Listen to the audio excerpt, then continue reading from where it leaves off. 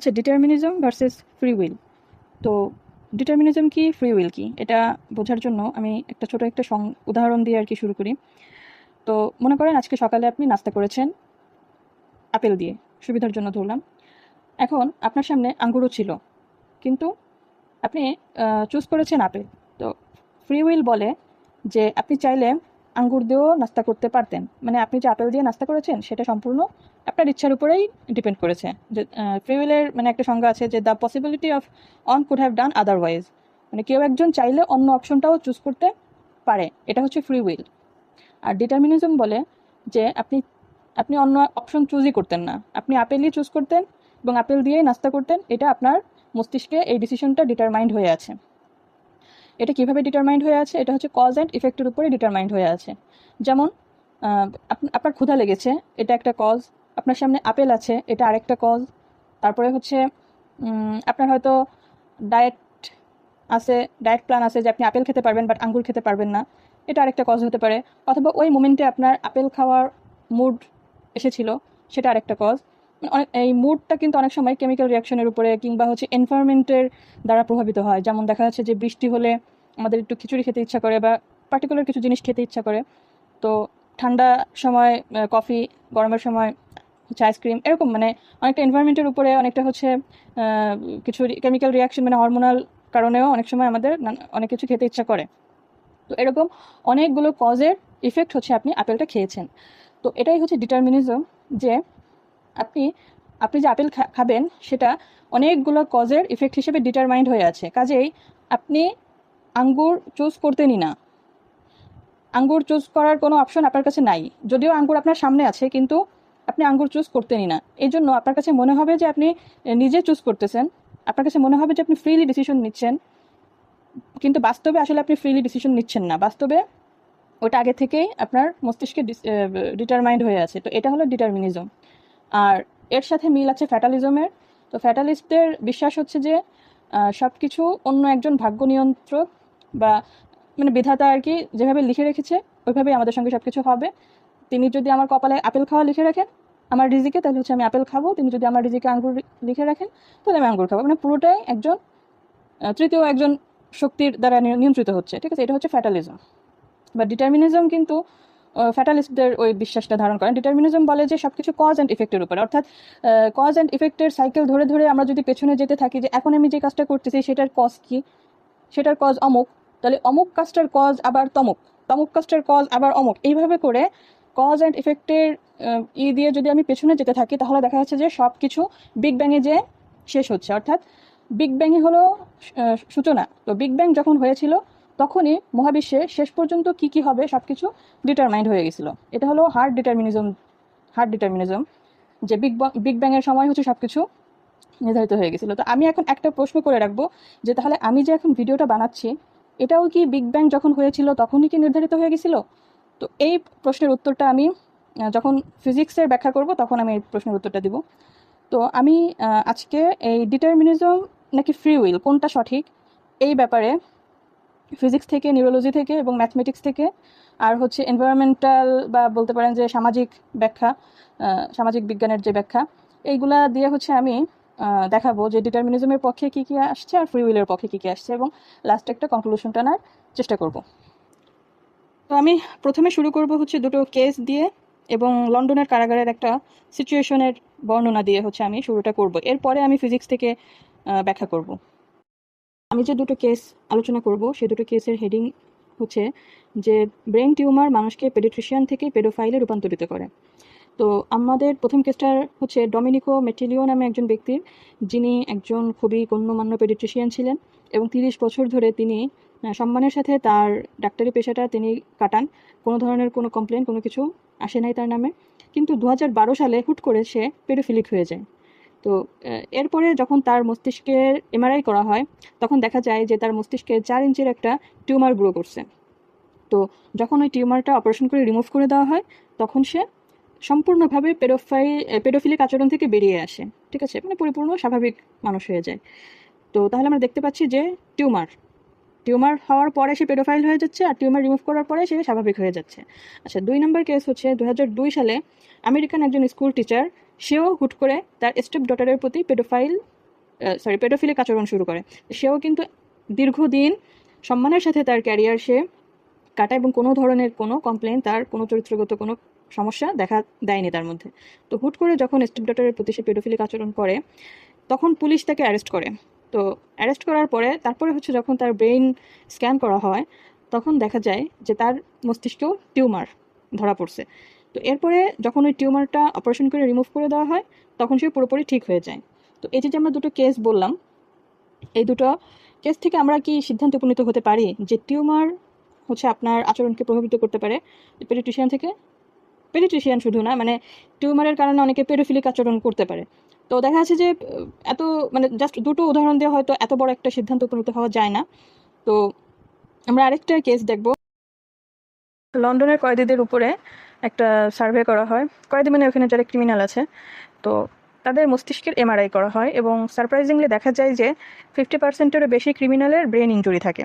তো এরপরে যখন তাদের লয়াররা তাদের পক্ষ হয়ে যখন কেস লড়ে, এই বিষয়গুলো উত্থাপন করার পরে বেশিরভাগেরই হচ্ছে আপনার ক্যাপিটাল পানিশমেন্ট মওকুফ করে দেওয়া হয়। তো এইবার মনে হয় আমরা এই সিদ্ধান্তে উপনীত হতে পারি যে কোনো এক্সটার্নাল ইফেক্ট, ব্রেন ইনজুরি হোক কিংবা কোনো মানে টিউমার হোক বা যে কোনো আর কি এক্সটার্নাল ইফেক্ট, কিংবা মানসিক কোনো যে ট্রমায় যায় অনেকে ছোটোবেলায়, বা হচ্ছে কারো দ্বারা কোনো অ্যাবিউজিভ আচরণের শিকার হলে, যে নানা কারণে আর কি অন্য কোনো মানুষের কর্মের দ্বারা আমি প্রভাবিত হতে পারি এবং আমার আচরণ প্রভাবিত হতে পারে, আমার ব্রেনের ফাংশনালিটি চেঞ্জ হতে পারে। তো সেক্ষেত্রে এবং সেই চেঞ্জটা নেগেটিভ দিকে হতে পারে, অর্থাৎ আমার মধ্যে ক্রিমিনাল মাইন্ডসেট গ্রো করতে পারে। তো বিষয় হচ্ছে যে এই তাহলে আমাদের যে ফ্রি উইলটা কিন্তু অনেক সময় এটার উপরে মানে এক্সটার্নাল কিছু ফ্যাক্টরের উপরে ডিপেন্ডেন্ট হয়ে যাচ্ছে। তো এছাড়া আমরা হয়তো এটাও বলতে পারি যে কেমিক্যাল রিয়াকশনের মাধ্যমে মানুষের আইডিওলজিও চেঞ্জ করে দেওয়া সম্ভব। আচ্ছা, এবার আমরা দেখি যে ফিজিক্স কি বলে, যে মহাবিশ্ব কি ডিটারমিনিস্টিক নাকি ফ্রি উইল বলে কোনো কিছু আছে। তো ফিজিক্স অনুযায়ী হচ্ছে মানে পার্টিকেল ফিজিক্স অনুযায়ী মহাবিশ্বের সব কিছু এভরিথিং 25টা মৌলিক কণা দিয়েই সৃষ্টি হয়েছে, ডার্ক ম্যাটার বাদে। কারণ আমরা ডার্ক ম্যাটার আসলে কীভাবে তৈরি হয়েছে কি ওগুলো আসলে বিজ্ঞানীরা এখনও আবিষ্কার করতে পারে নাই। বাট আদার্স যে ম্যাটার বা সব কিছু 25টা পার্টিকেল দিয়েই হলো আপনার সৃষ্টি হয়েছে। এখন এই পার্টিকেলগুলো সব কিছু নির্দিষ্ট ফিজিক্সের সূত্র মেনে চলে। তো কোনো জিনিস যদি ফিজিক্সের সূত্র মেনে চলে, নির্দিষ্ট সূত্র মেনে চলে, তার মানে কি সেটা ডিটারমিনিস্টিক, সেখানে কিন্তু ফ্রি উইল বলে কোনো কিছু থাকে না।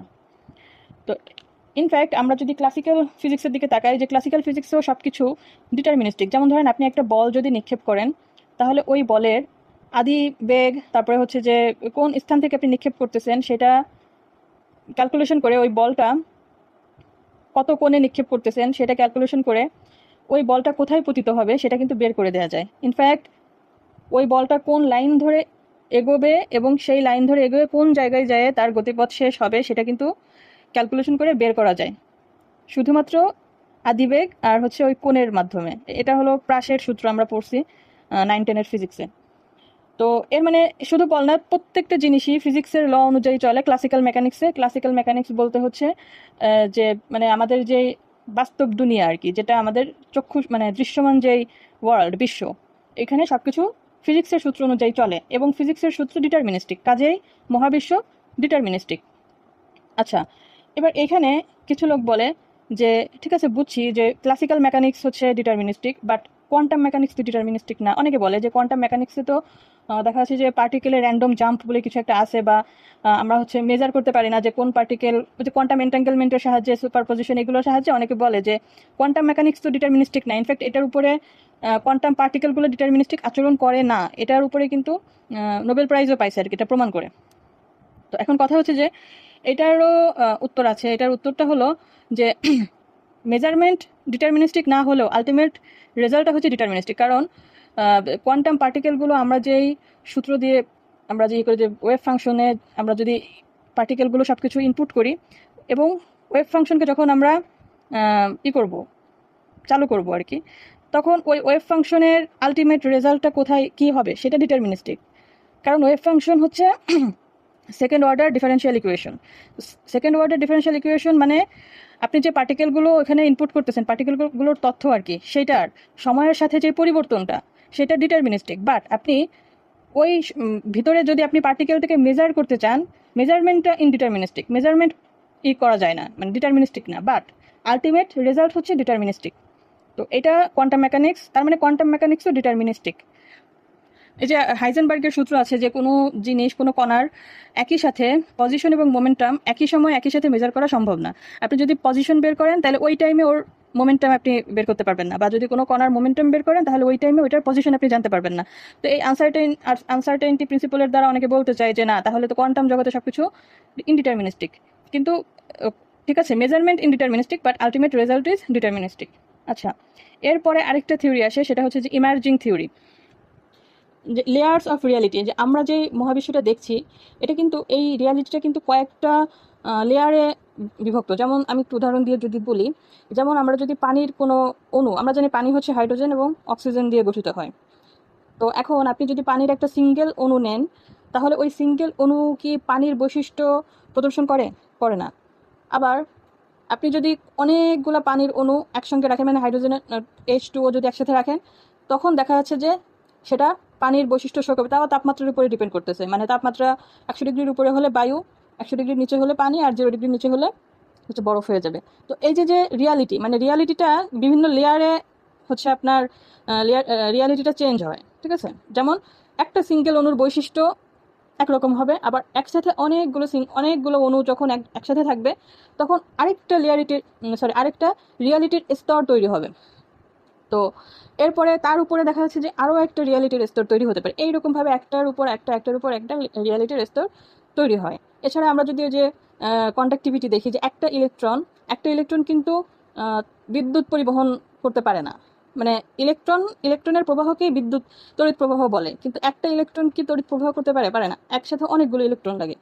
তো এইটাকে বলা হয় ইমার্জিং প্রপার্টি অফ ম্যাটার, ঠিক আছে। বা তো এই যে আপনার সমস্যাটা, মানে দেখা যাচ্ছে যে একটা লেয়ার থেকে আরেকটা লেয়ারে যখন আমি চলে যাই, তখন যে সম্পূর্ণ ভিন্ন রূপ আমরা একটা রিয়ালিটি দেখতে পাই, এটাকে হচ্ছে ক্যাটাগরি ইরর বলা হয়।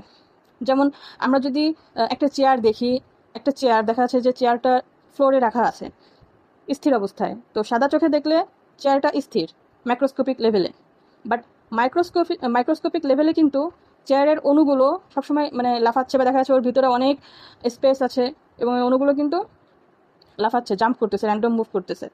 তো ম্যাক্রোস্কোপিক লেভেলে আপনার স্থির, কিন্তু মাইক্রোস্কোপিক লেভেলে আরেকটা রিয়ালিটি শো করতেছে। তো এই ইমার্জেন্ট বিহেভিয়ারের উপরে ভিত্তি করে যদি কেউ বলতে চায় যে তাহলে দেখা যাচ্ছে যে আমাদের ফ্রি উইল নেওয়ার যে ডিসিশনটা, আমাদের মস্তিষ্কের যে ডিসিশনটা, এটা তো একটা অনেক আপার লেভেলের রিয়ালিটি, তো সেটা কেন আমি মাইক্রোস্কোপিক লেভেলের রিয়ালিটি দিয়ে আমি সেটা বিশ্লেষণ করব। তো আসলে এখানেও একটা জিনিস জানার, যে ফিজিক্সে ইমার্জেন্ট বিহেভিয়ারও কিন্তু ডিটারমিনিস্টিক, যদিও সেটা খুবই কমপ্লেক্স ফর্মুলা মেনে চলে, বাট ইট স্টিল ডিটারমিনিস্টিক। তো এই হচ্ছে কথা আর কি ফিজিক্স অনুযায়ী মোটামুটি। আচ্ছা, ফিজিক্সের আরও কিছু ব্যাখ্যা আমি বলি। সেটা হচ্ছে যে আমি প্রথমে একটা প্রশ্ন করেছিলাম যে আমি যে এখন ভিডিওটা বানাচ্ছি, এটা কি যখন বিগ ব্যাং হয়েছিল তখনই কি ডিটারমাইন্ড হয়ে গিয়েছিল কিনা। তো এটার উত্তর হলো যে না, কারণ বিগ ব্যাং হওয়ার পরে আরও একটা ইভেন্ট হয়। আচ্ছা, প্রথম কথা হলো বিগ ব্যাং যে ঘটেছিল এটা কিন্তু 100% প্রুভড না। তারপর ধরে নেই যদি যে বিগ ব্যাং হয়েছিল, তবুও আমি যে এখন ভিডিওটা বানাচ্ছি এটা বিগ ব্যাংয়ের সময় নির্ধারিত হয়নি, মানে যদিও হার্ড ডিটারমিনিস্টরা ওইটা হচ্ছে বিলিভ করে, বাট রিয়ালিটি হলো যে এখন যে প্ল্যানেটগুলা, মানে সৌরজগৎ, এগুলার যে স্ট্রাকচার এবং এগুলার যে ডিটেলসগুলা, তারপর আমাদের যে জীবন লাইফ, এগুলা সব কিছু হচ্ছে কোয়ান্টাম ফ্লাকচুয়েশন ইন প্লাজমা, এটার সময় সৃষ্টি হয়েছিল, যেটা বিগ ব্যাং ঘটারও আরও বেশ পরে আর কি, ইউনিভার্সের শুরুতে। তো এই এই যে ডিটেলগুলো, এই ডিটেলিংগুলো বিগ ব্যাংয়ের সময় ছিল না, বিগ ব্যাংয়ের সময় ডিটারমাইন্ড হয়নি এই ডিটেলিংগুলো, ওই কোয়ান্টাম যে ফ্লাকচুয়েশন ওই সময় হচ্ছে এই ডিটেলিংগুলো ডিটারমাইন্ড হয়। আচ্ছা, এবার অনেকে প্রশ্ন করতে পারে যে ফ্রি উইল তো ফিজিক্যাল না, মানে আমরা যেই ইচ্ছাটা পোষণ করি, ইচ্ছা তো কোনো ফিজিক্যাল না, বাট ফিজিক্স তো ফিজিক্যাল ওয়ার্ল্ড নিয়ে কাজ করে, তাই না।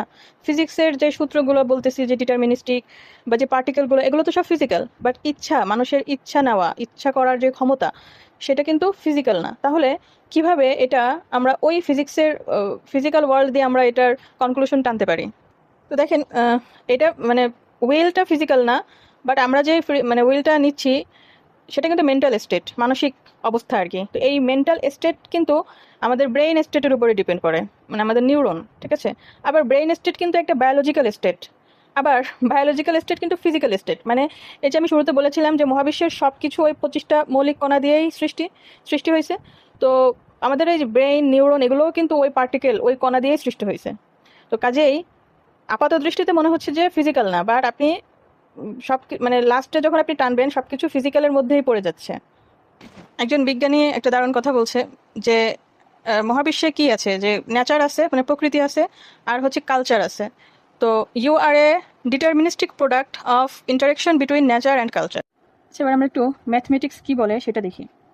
তো দুজন ম্যাথমেটিশিয়ান, জন কনওয়ে আর সাইমন কোচেন, তো এরা হলো 2006 সালে একটা থিওরি মানে প্রুফ করে, ম্যাথমেটিক্যালি প্রুভেন থিওরি, ঠিক আছে, যে পার্টিকেলগুলোর যদি ফ্রি উইল থাকে তাহলে আমাদেরও ফ্রি উইল আছে, আর পার্টিকেলগুলোর যদি ফ্রি উইল না থাকে তাহলে আমাদেরও কোনো ফ্রি উইল নাই। এখন এখন আপনি বলেন যে পার্টিকেলের কি ফ্রি উইল আছে নাকি নাই? তো আমরা ফ্রি উইলের একটা সংজ্ঞা দিয়েছিলাম শুরুতে, যে ফ্রি উইল হচ্ছে the possibility of on could have done otherwise, মানে আপনার সামনে দুটো অপশন থাকলে আপনি হয় এটা নেবেন না ওইটা নেবেন, এই পসিবিলিটিটাই হচ্ছে ফ্রি উইল। এখন আমরা পার্টিকেলের মধ্যে আমরা দেখতে পাই যে ফোটনকে যখন আমরা বিম স্প্লিটার দিয়ে যখন আমরা নিক্ষেপ করি, তখন ওই ফোটন হয় ডান দিকে পড়বে, না হলে বাম দিকে পড়বে। এখন ধরেন আপনি ডান দিকে থেকে, মানে ফোটনটা যদি ডান দিকে পড়ে, তাহলে আপনি হয়তো ডান দিকে বসে বসে আপনি চিন্তা করতে পারেন যে ফোটনটা তো চাইলে বাম দিকেও পড়তে পারতো। এখন এই যে ফোটনটা হয় ডান দিকে পড়বে অথবা বাম দিকে পড়বে, এটাকে কি আপনি ফোটনের ফ্রি উইল বলবেন? এটা কিন্তু ফোটনের ফ্রি উইল না, এটা জাস্ট মানে একটা র্যান্ডম আর কি পড়তেছে, এটা ফ্রি উইলের মাধ্যমে সে ডিসিশন নিচ্ছে না। তো কাজেই পার্টিকেলের ফ্রি উইল নাই। তো আবার দুজন ম্যাথমেটিশিয়ান কিন্তু প্রমাণ করে দিছে ম্যাথমেটিক্যালি যে পার্টিকেলের যদি ফ্রি উইল না থাকে তাহলে আমাদেরও ফ্রি উইল নাই। এই হচ্ছে ম্যাথমেটিক্সের ব্যাখ্যা। আচ্ছা, এবার আমি নিউরোলজিক্যাল একটা এক্সপেরিমেন্টের কথা বলবো। তো এটা হচ্ছে 1980 সালে বেঞ্জামিন লিবিট নামে একজন ফিজিওলজিস্ট কয়েকজন মানুষের উপর একটা এক্সপেরিমেন্ট চালান, ইইজি আর হচ্ছে এফএমআরআই, এই দুটো টেস্টের মাধ্যমে, ঠিক আছে। তো এবং মানে এক্সপেরিমেন্টের মাধ্যমে যেটা প্রুভড হয়েছে সেটা হলো, আমরা আমাদের কনসাস মাইন্ডে যে ডিসিশনগুলো নেই সেটা আমাদের সাবকনসাস মাইন্ডে 7 থেকে 10 সেকেন্ড আগেই ডিটারমাইন্ড হয়ে থাকে। তো এটা কিন্তু মানে এক্সপেরিমেন্টের দ্বারা অ্যানালাইসিস করে প্রুভেন আর কি, ঠিক আছে। এখন আপনি এটাকে আপনি ফ্রি উইল বলবেন নাকি এটাকে আসলে ডিসিশন মেকিং দিয়ে আপনি বিচার করবেন, জাস্ট এটা হচ্ছে পার্সপেক্টিভের বিষয় আর কি। তো মূল কথা হলো যে আমরা যে ডিসিশনগুলো নেই, সেই ডিসিশনগুলো মানে কনসাস মাইন্ডে আমরা যে ডিসিশনগুলো নেই সেটা হচ্ছে 7 থেকে 10 সেকেন্ড আগে আমাদের সাবকনসাস মাইন্ডে অলরেডি ডিসাইডেড হয়ে থাকে। ওই যে শুরুতে যে আমি আপেল আর আঙ্গুরের কথা বলছিলাম, যে আপনি যে আপেল খাবেন সেটা যে আপনি ডিসিশন নিচ্ছেন যে মোমেন্টে, তার 7 থেকে 10 সেকেন্ড আগে আপনার ডিসাইড হয়ে গেছে, কাজে আপনি আপেলই খাইতেন, আঙ্গুর আপনি খেতেন না, এটা হচ্ছে ডিটারমাইন্ড। এখন এখানে একটা প্রশ্ন, মানে যৌক্তিক প্রশ্ন উঠতেই পারে যে আমাদের সাবকনসিয়াস মাইন্ড যে ডিসিশনটা দিচ্ছে সেটা তো আলটিমেটলি আমাদেরই ডিসিশন, তাই না?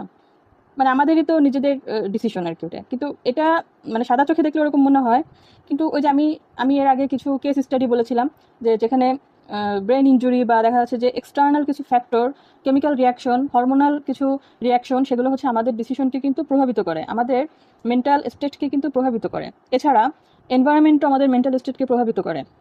তাছাড়া এবার হচ্ছে আমি একটু সামাজিক বিজ্ঞান বা পরিবেশ বিজ্ঞানের আঙ্গিকে যদি আমি একটু ব্যাখ্যা করি। আচ্ছা, তার আগে আমি জেনেটিক্যাল ব্যাখ্যাটা একটু এখানে জুড়ে দেই, যে আমরা যে জন্মগ্রহণ করেছি যে মা বাবার ঔরসে, তো আমাদের যে জেনেটিক্সগুলো আমরা বহন করে আনি ওইটার উপরেও কিন্তু আমাদের কোনো কন্ট্রোল নাই। আমরা কোন পরিবারে জন্ম নিয়েছি সেটার উপরেও কিন্তু আমাদের কন্ট্রোল নেই। আমাদের পিতামাতাও কিন্তু আমরা চুজ করিনি, ঠিক আছে। তো আমরা যে জেনেটিক্সগুলো বহন করে নিয়ে আসি, সেই জেনেটিক্সের মধ্যে অনেক কিছু অলরেডি ডিসাইডেড হয়ে আছে। আবার আমরা যে পরিবেশে জন্ম নিছি, আমরা যে পরিবারটা পাচ্ছি, সেখানের ওই পরিবার, শিক্ষা দীক্ষা, ছোটবেলায় যেভাবে বেড়ে উঠছি, সেগুলো কিন্তু অনেকটাই আমাদের ডিসিশন মেকিংকে প্রভাবিত করে।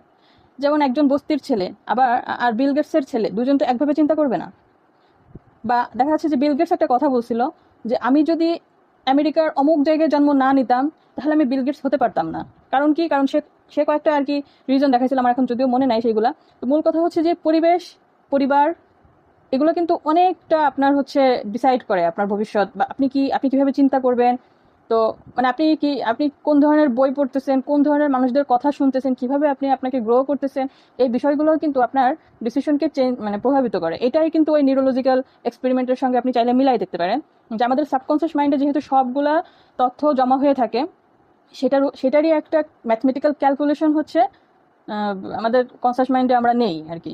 ঠিক আছে, এখন এখন যদি আপনি চান যে আপনি আপনার সাবকনসিয়াস মাইন্ডকে মানে ইমপ্রুভ করবেন, আপনি ভালো ভালো বই পড়বেন, আপনি ভালো ভালো মানুষের সঙ্গে মিশবেন, কথা শুনবেন ভালো মানুষদের, ভালো পরিবেশে থাকবেন, তাহলে দেখা যাচ্ছে এভাবে যদি আপনার সাবকনসিয়াস মাইন্ড আপনি ইমপ্রুভ করতে পারেন, তাহলে আপনার কনসাস ডিসিশনগুলো ভালো হবে। তো আপনি চিন্তা করে দেখেন, এটা কিন্তু একটা প্যারাডক্সে চলে যাচ্ছে আমরা, যে আমরা যে সাবকনসিয়াস মাইন্ডকে চেঞ্জ করার ডিসিশন নিচ্ছি, সেটাও কিন্তু আমাদের সাবকনসিয়াস মাইন্ডের ডিসিশন থেকেই আসতেছে।